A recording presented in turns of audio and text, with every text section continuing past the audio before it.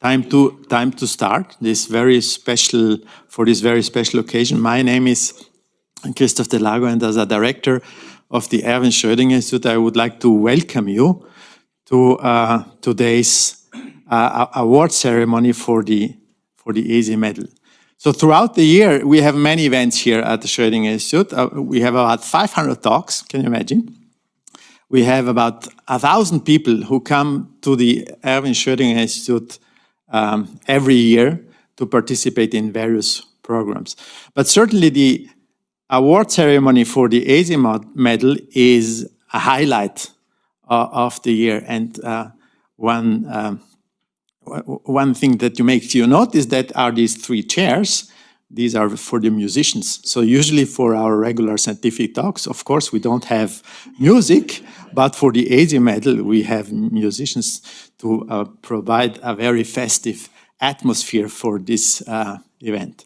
So I would like to welcome in particular the Dean of the Faculty of Physics, the Dean of the Faculty of Mathematics, unfortunately couldn't come, but he sends his regards, and so does also Vice Rector Baccarini, who apologizes that she cannot be part of this event today, but she also sends her regards. I would like to welcome in particular also the members of the Scientific Advisory Board, chaired by Sandra Di Rocco.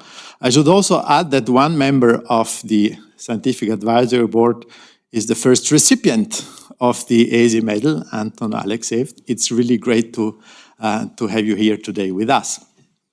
Now, tomorrow will also be the annual meeting of the Scientific Advisory Board. So tomorrow the Scientific Advisory Board has to work, but today should be pure pleasure. Of course, I also would like to welcome the speakers, Georg Kresser from the University of Vienna and Mariana Rossi from the Max Planck Institute for the Structure and Dynamics of Matter in Hamburg, and Giuseppe Foffi, who will give the laudatio about the winner of the ESI medal. And I should also welcome representatives of the association Erwin Schrödinger Institute, who contributes also to the prize money. But of course, the most important person today is Michele Parrinello, who we will later award the ESI medal 2025. And I think it's time for the first round of applause for Michele.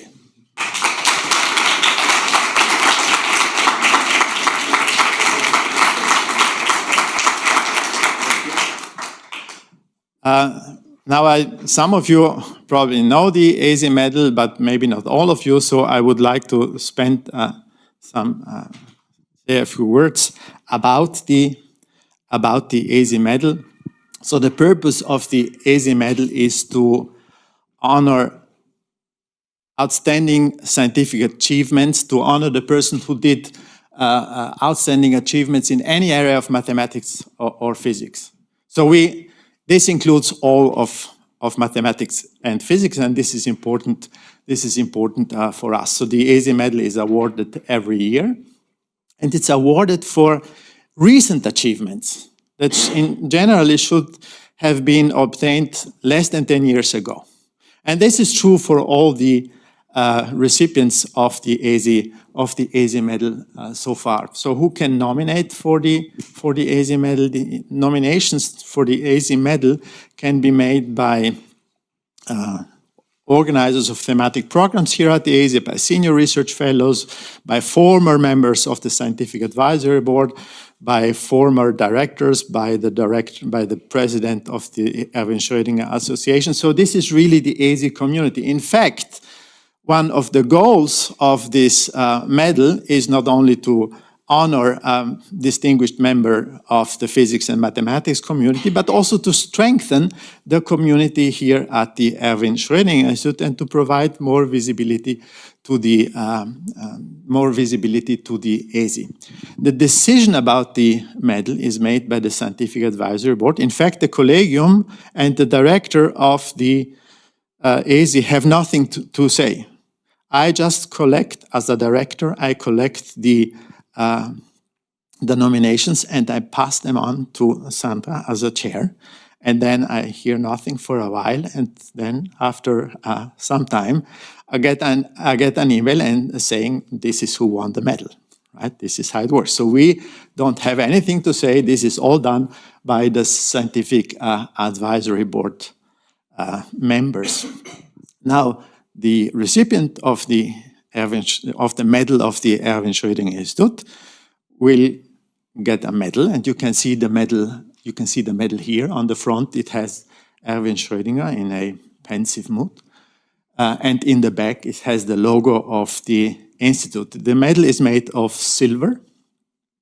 It weighs 86 grams. So this is half the weight of the Nobel Prize medal. I'm afraid that with the prize money, we don't have the same ratio. I'm sorry about that, Michele. That would be nice. So the monetary award is a bit more modest than for the Nobel Prize. As I said, it's made of silver by a company in Tyrol. Tyrol has a long tradition in silver mining, and there are still companies, making medals and other things out of silver. We have a number of very distinguished recipients of the ESI medal so far. So as I already mentioned, the first recipient of the ESI medal is here with us today, Anton Alexeyev.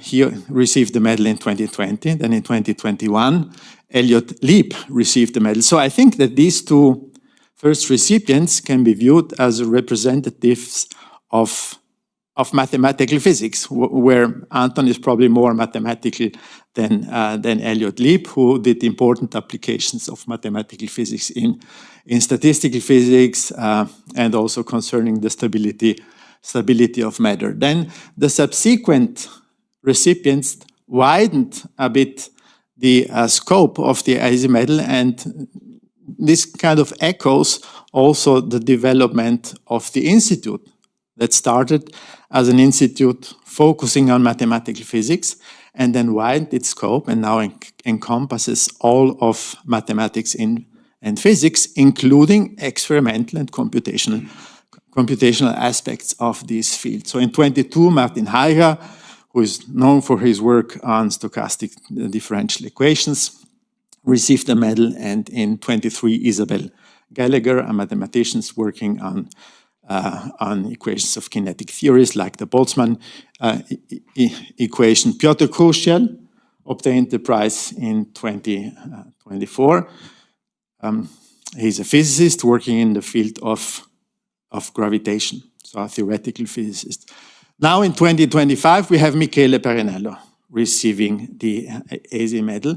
All of these recipients of the ESI medal combine both mathematics and physics in their work. And this is true also for Michele Parrinello, who is a computational physicist, but the models, of course, and I also belong to this field, so that's why I'm particularly happy to have you as a winner of the medal this year, and so are many here in the audience belonging to this field.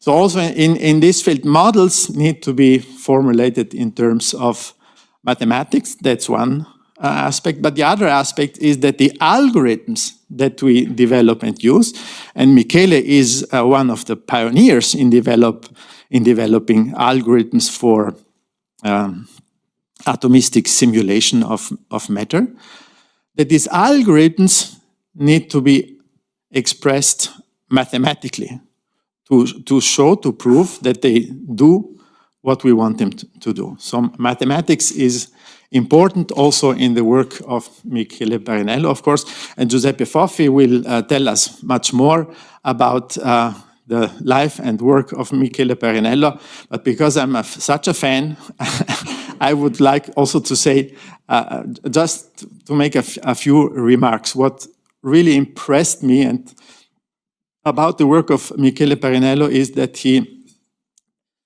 developed a number of important algorithms to solve certain problems. think about the Raman-Parrinello method for the simulation of phase transitions in structural phase transitions in solids, or the Parrinello method for carrying out dynamics with forces computed ab initio, where both the nuclei and the electrons are evolved dynamically, or the metadynamics method, or the more recent,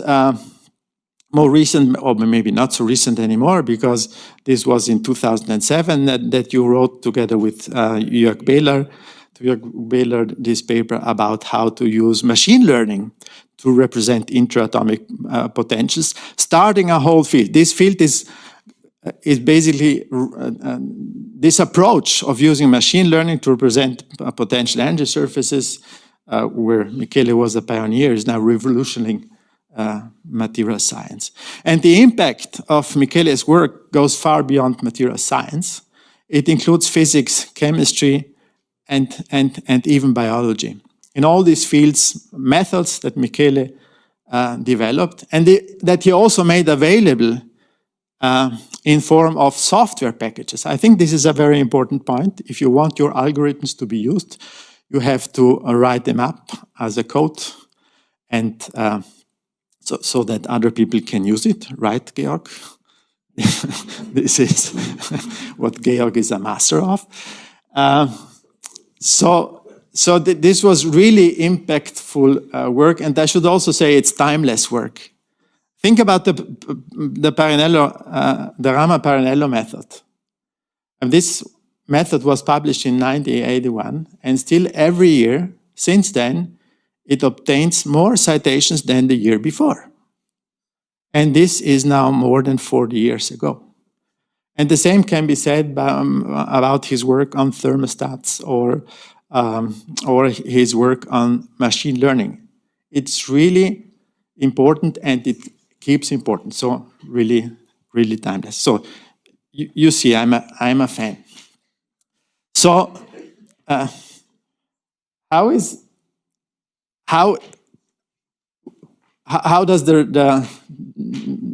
what will we do today?